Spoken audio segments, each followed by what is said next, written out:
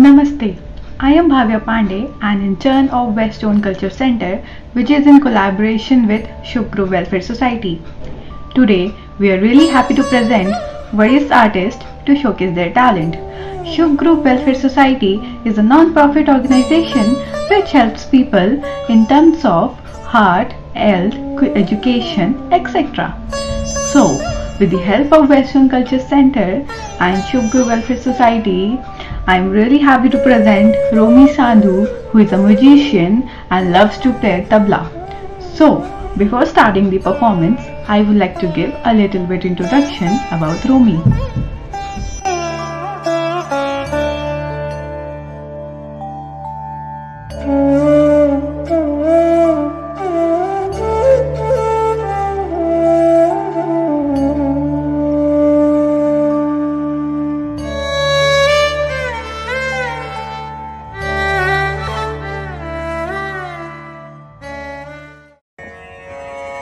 नमस्कार, आदाब, सत श्री अकाल।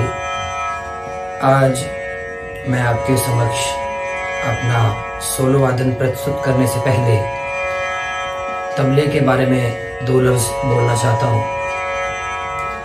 तबला आजकल के ज़माने में एक बहुत फेमस इंस्ट्रूमेंट हो चुका है। वैसे तो तबले के बारे में बहुत कुछ बोला जा सकता है, परंतु इसके जैसे इतिहास के बारे में, इसके घरानों के बारे में, भारतीय शास्त्रीय संगीत कहिए, लोक संगीत कहिए या फिल्म म्यूजिक कहिए, इन सभी चीज़ों के बारे में, तबला कैसे प्रयोग होता है, इन सभी चीज़ों के बारे में बहुत कुछ बोला जा सकता है। किंतु मैं तबले के इतिहास के बारे में कुछ शब्द बोलना चाहूँगा। कहा जाता है कि तबला लगभग 500 साल पुराना वाद्य है और यह कहा जाता है कि उर्दू के बहुत मशहूर पोइट अमीर खुसरो खां साहब, जिन्होंने तबले को बनाया, इसमें दो मत हैं। पखावज से तबले को बनाया गया और दूसरी बात यह कि पखावज को काट के तबले को बनाया गया।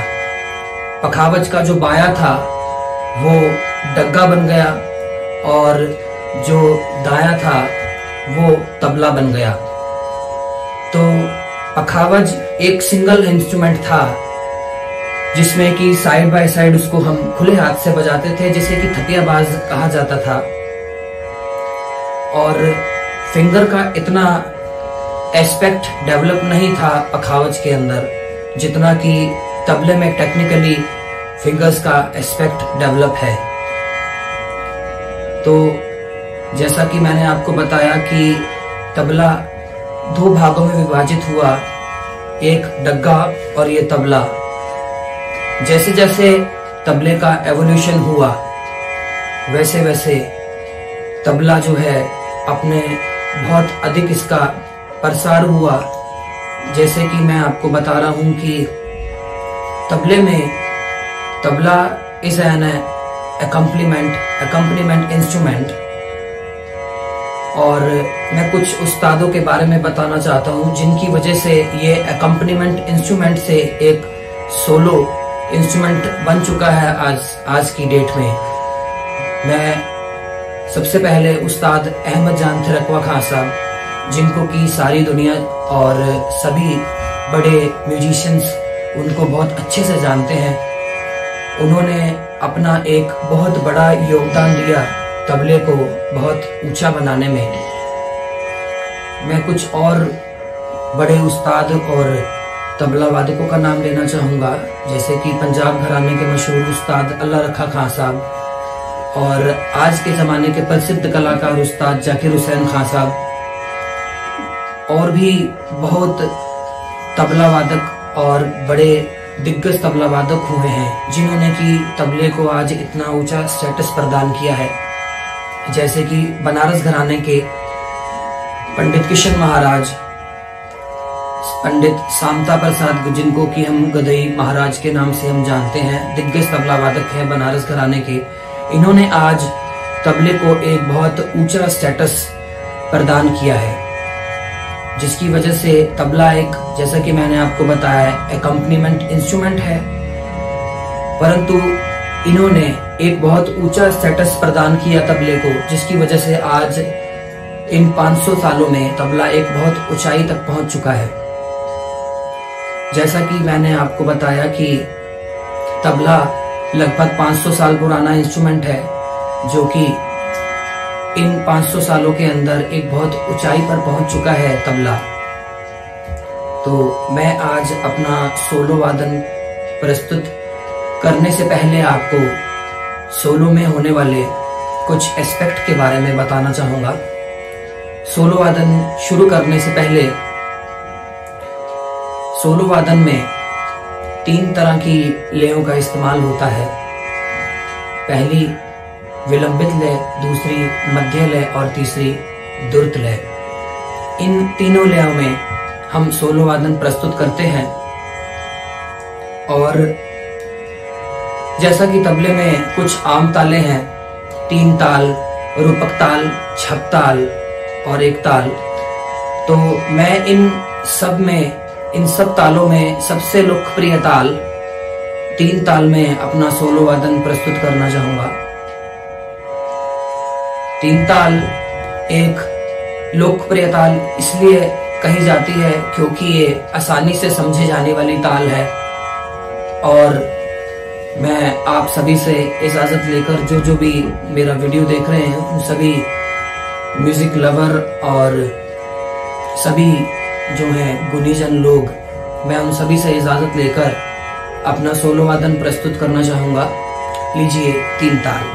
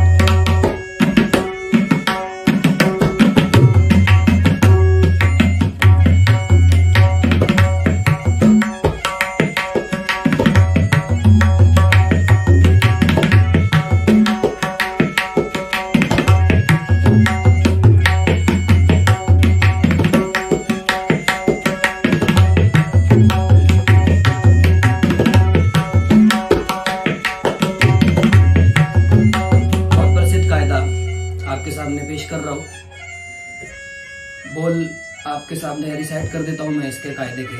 तिन तिन तिन ता ता टिक तिन धा ती धा गे ना धा टिक टिक धा ती धा गे किन्ना किन्ना ताती ताती ना धा टिक टिक धा ती धा गे धिन्ना Ginna.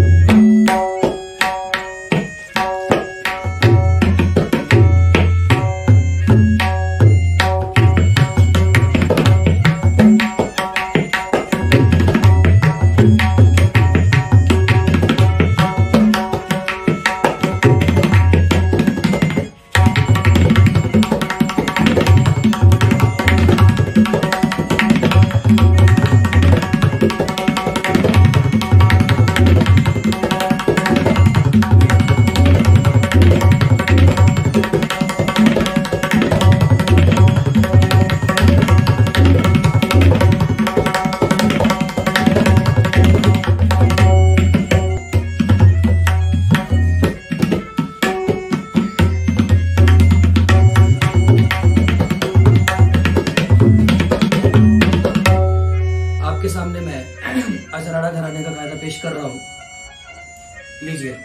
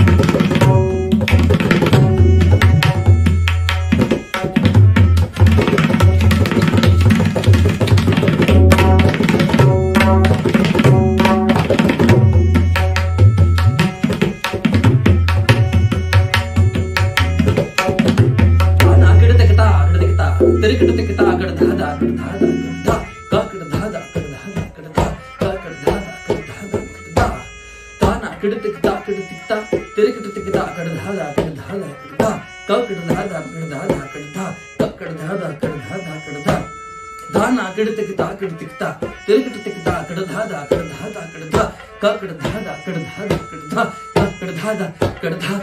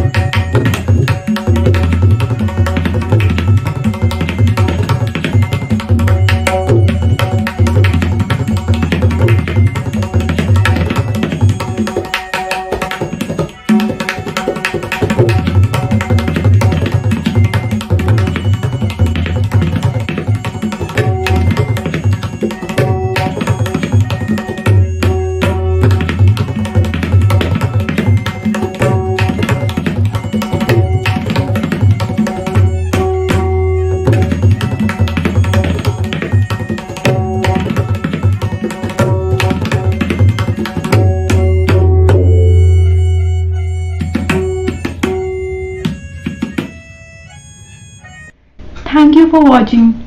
I hope everyone liked it.